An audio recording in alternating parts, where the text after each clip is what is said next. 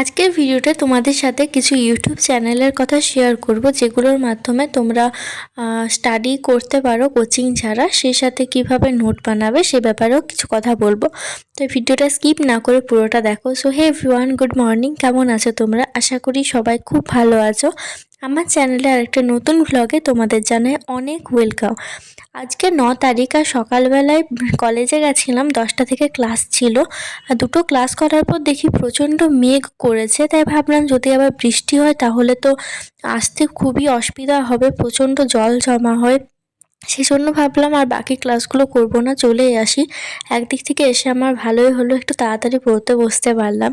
তো প্রথমে to do লিস্টটা বানিয়ে নিলাম। আর আজকে কিন্তু লাইফ সায়েন্সে একটা মাত্র চ্যাপ্টারই রেখেছি, কারণ দেখলেই তো 2:45-র সময় পড়তে বসেছি। দুটো রাখলে আমার লাইফ সায়েন্স পড়তে সারাদিন চলে যেত। চলো প্রথমেই তোমাদের যেটা বলি সেটা হচ্ছে আমি কিভাবে নোটস বানাই বই থেকে, যেটা তোমরা ফলো করতে পারো যদি ভালো লাগে। তো দেখো, প্রথমে না বই পড়ার সময় যেগুলো ইম্পর্টেন্ট থাকে সেগুলো আন্ডারলাইন করে নিই। আমার অলরেডি এটাতে দেখো অনেকগুলো আন্ডারলাইন করা আছে, কারণ আমি এই চ্যাপ্টারটার আগেও পড়েছি, আজকে রিভিশন দিচ্ছি একবার। তো এই যেগুলো আমার আন্ডারলাইন করা আছে ওগুলো কিন্তু আমার খাতাতেও নোট করা আছে। তখন আমি কোচিং নিয়েছিলাম না, তাই এখান থেকে আমি নোট করে রেখেছিলাম। তো এভাবে তোমরা ইম্পর্টেন্ট যে লাইনগুলো আছে সেটা একবার আন্ডারলাইন করে রাখতে পারো, হাইলাইটার দিয়ে হাইলাইট করে রাখতে পারো।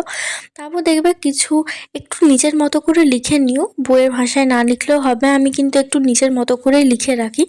তার সাথে আবার খাতাতে যেটা লিখি সেটাতেও আবার আন্ডারলাইন করে রাখি, যেগুলো দেখে একটু বেশি ইম্পর্টেন্ট। ধরো কোনো বিজ্ঞানীর নাম আছে বা কিছু আবিষ্কার করেছেন সেরকম কিছু একটা আছে, ওগুলো খাতায় লিখে নেওয়ার চেষ্টা করি।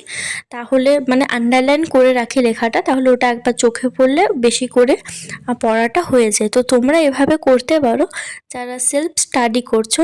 আর এখন থেকেই কিন্তু পড়াটা শুরু করে দাও, কারণ বেশি দিন আর সময় নেই। ধরো আর 7 মাসের মতো আছে। তো একবার পুরোটা যদি শেষ না করো সিলেবাস, তারপর রিভিশনও করতে পারবে না। সেজন্য এখন থেকে শুরু করে দাও।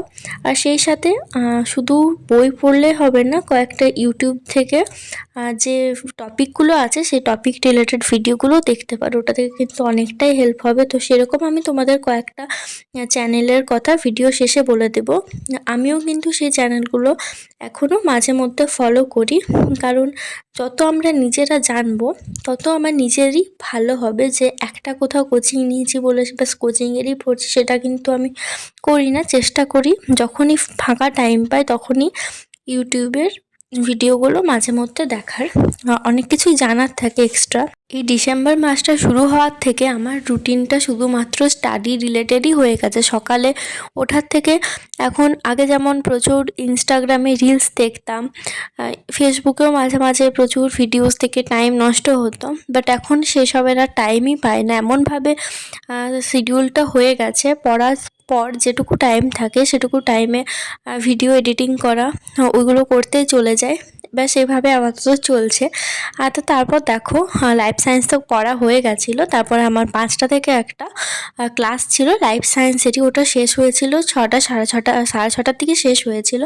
তারপর দেখো এখানে একজন এত পরিমাণে হাসছে, হাসতে হাসতে একেবারে কেঁদেই ফেলেছে।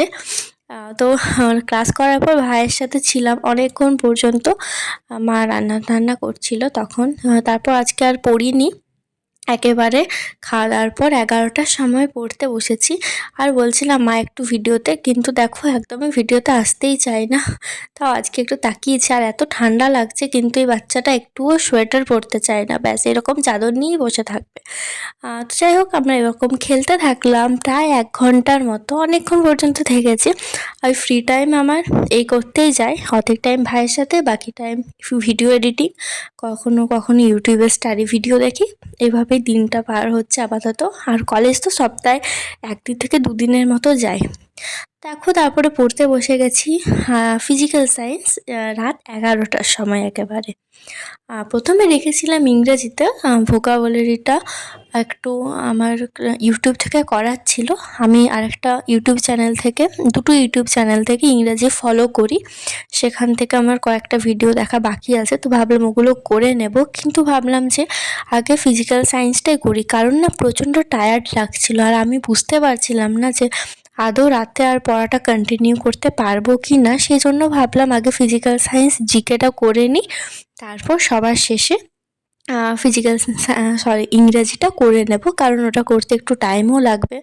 আর অনেক সময় না যে ভিডিও দেখার সময় না বোরিংও লাগে একটু মাঝে মাঝে, সেই কারণে ভাবলাম ভিডিও দেখার পার্টটা একেবারে শেষেই রাখবো যদি সম্ভব হয়। কারণ আজকে তো একটু সকালে উঠতে হয়েছে, আমার যেতেও 1 ঘন্টার মতো সময় লাগে, আসতে আবার 1 ঘন্টা, যাওয়ার সাথে 2 ঘন্টা চলে যায়। সে সাথে রাতেও তো কালকে ঘুমিয়েছি 3:30টার দিকে। আর আমার অনেক দিনের স্টাডি ভ্লগ জমা হয়েছিল, কিন্তু সেগুলো আর পোস্ট করলাম না, দেখছি কারেন্টই পোস্ট করি, মাঝেরগুলো থাক, ওগুলো ডিলিট করে দেবো পরে। তো দেখো জিকে থেকে পড়াচ্ছিল মধ্যযুগের ইতিহাসটা। আর হ্যাঁ, ফিজিক্যাল সায়েন্সটা আমার পড়তে টাইম লেগেছিল, 11টাতে শুরু করেছিলাম, শেষ হয়েছিল 12:30টার দিকে।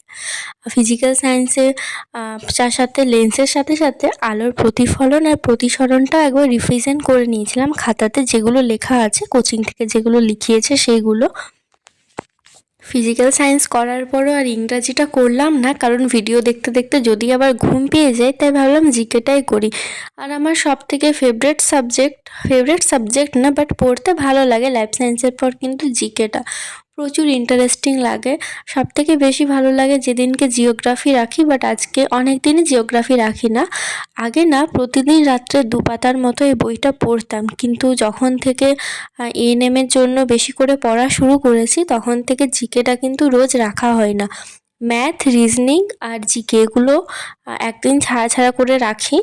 আজকে জিকে রেখেছি, কালকে আবার ম্যাথ বা রিজনিং ওই রকম কিছু একটা রাখবো। আপাতত ফিজিক্যাল সায়েন্স, লাইফ সায়েন্স আর ইংরাজিটা প্রতিদিনই রাখার চেষ্টা করছি।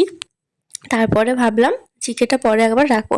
তো দেখো যে ইউটিউব চ্যানেলের কথাগুলো বলছিলাম, আমি তোমাদের ফটোগুলো দেখিয়ে দিচ্ছি, লোগোটা তোমরা একেবারে দেখে নিতে পারো, কারণ আমাকে অনেকেই জিজ্ঞাসা করো, আর কমেন্টে আমি সবসময় নিজেও নামগুলো আবার ভুলে যাই। এই প্রথমে যে 3টে দেখলে ওগুলো দেখি এনএম জিএনএমের জন্য। এখানে যে দেখতে পাচ্ছি আদ্রা অফলাইন কোচিং সেন্টার, এটা বিশেষ করে আমি ইংরাজিটা আর জিকেটা দেখি, খুবই সহজ সরল ভাষাতে বোঝানো হয়, সেজন্য আমার কিন্তু খুবই ভালো লাগে। তারপর দেখলে একটা ইংরাজির চ্যানেল। আর এখন যেটা দেখছো এসএসসি এক্সাম, এটা জিকে ইংরাজি এগুলো। হাই, কি খবর সবার? তো এইমাত্র পড়া হলো, বাট আজকে কিন্তু বেশি রাত পর্যন্ত পড়তে পারিনি, জিকেটা করে শেষ করলাম, ইংরেজিটা আর করা হলো না। ইংরাজিতে ভেবেছিলাম ইউটিউব থেকে কয়েকটা ভিডিওস দেখা বাকি ছিল, সেগুলো দেখবো ভেবেছিলাম, বাট আজকে আর একদমই বসে থাকতে পারছি না, সেই জন্য ভাবলাম থাক, আজকের দিনটা বাদ দিলে কিছু হবে না। আমার প্রথম থেকেই মনে হচ্ছিল যে আজকে না বেশিক্ষণ পড়তে পারবো না, সেই জন্য আগে যেগুলো পড়ার ছিল সেগুলো আগে করে নিলাম।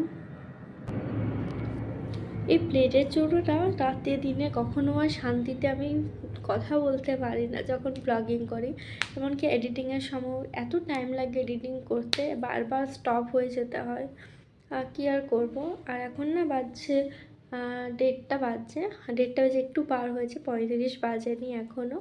তো আজকে পড়াটা এখানে শেষ করছি, তাই ভিডিওটাও এখানে শেষ করছি।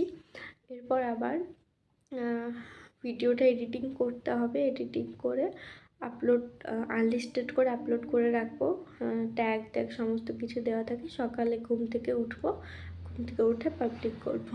তো ভিডিওটা আজ এখানেই শেষ করছি। সবাই খুব ভালো থেকো, সুস্থ থেকো, বাই, দেখা হচ্ছে অন্য একটা ব্লগে।